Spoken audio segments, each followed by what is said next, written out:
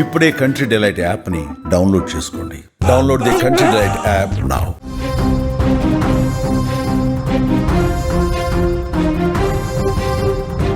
AP ప్రజలకు be alert. Montha తుఫాన్ ముప్పు వెంటాడుతుంది.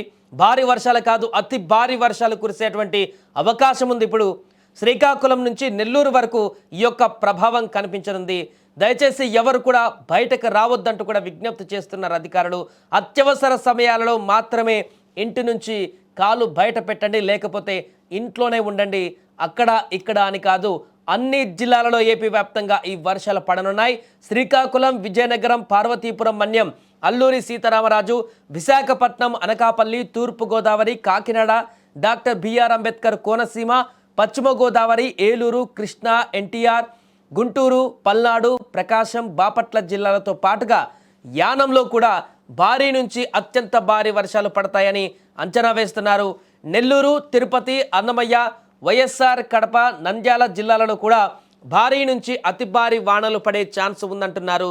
చిత్తూరు, కర్నూలు, శ్రీ సత్యసాయి, అనంతపురం జిల్లాలలో కూడా భారీ వర్షాలు కురుస్తాయంటున్నారు. 17 జిల్లాలలో భారీ వర్షాలకు అవకాశం ఉంది. దీంతో ఆయా జిల్లాలకు రెడ్ అలర్ట్ జారీ చేశారు. మరో 5 జిల్లాలకు ఆరెంజ్ అలర్ట్, మరో 4 జిల్లాలకు ఎల్లో అలర్ట్ జారీ చేశారు.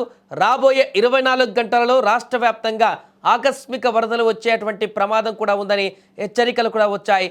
విజయనగరం, విశాఖపట్నం, అనకాపల్లి, ప్రకాశం, నెల్లూరు, తిరుపతి, చిత్తూరు, అన్నమయ్య, వైఎస్ఆర్, కడప, కర్నూలు, నంద్యాల, అనంతపురం జిల్లాలకు ఫ్లాష్ ఫ్లడ్ అలర్ట్ జారీ అయ్యింది.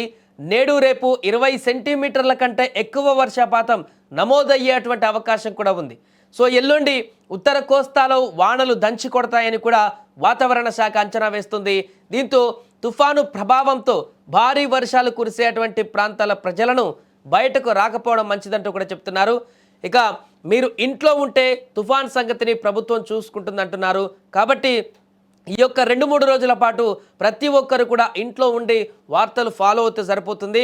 బయట అప్డేట్స్ ఏంటో తెలుసుకుంటే సరిపోతుంది.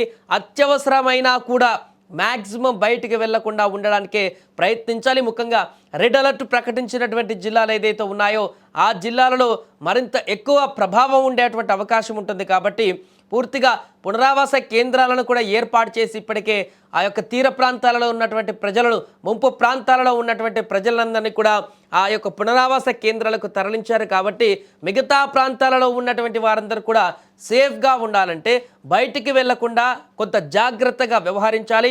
ఒకవేళ వర్షం ఎక్కువ రావట్లే కదా, కొంచెమే వస్తుంది కదా, బయటికి వెళ్దాం అనుకుంటే మాత్రం ఇబ్బంది ఎదురయ్యేటువంటి అవకాశం ఉంటుంది.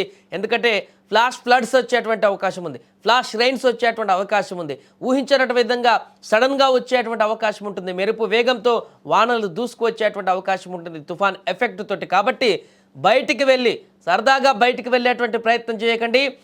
అత్యవసరమైతే తప్ప, ఎమర్జెన్సీ సిచ్యువేషన్లో తప్ప బయటికి వెళ్లకుండానే ఉండండి. అండ్ ఇప్పటికే ఎన్డీఆర్ఎఫ్, ఎస్డీఆర్ఎఫ్ బృందాలు కూడా తీర ప్రాంతాల్లో మోహరించాయి.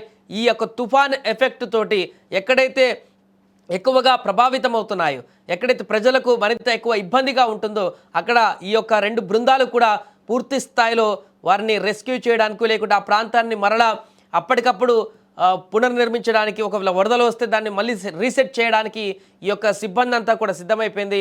అండ్ విద్యుత్ శాఖ కానీ మిగతా అన్ని విభాగాలు కూడా ఈ యొక్క తుఫాన్ బారి నుంచి ఎదుర్కోవడానికి, వచ్చేటువంటి ఆ తుఫాన్ కలిగించేటువంటి నష్టాన్ని ఎదుర్కొనేందుకు, ఆ బారి నుంచి పూర్తిగా మరలా మనం ముందుకు వెళ్లేందుకు అన్ని శాఖలు కూడా సమన్వయం చేసుకుంటున్నాయి. ఇప్పటికే సీఎం చంద్రబాబు కూడా ఇప్పటికే ఈ యొక్క అందరు అధికారులతోటి, అన్ని శాఖల ముఖ్య నేతలతోటి కూడా నిన్నటి నుంచి సమీక్షలు కొనసాగిస్తూనే ఉన్నారు.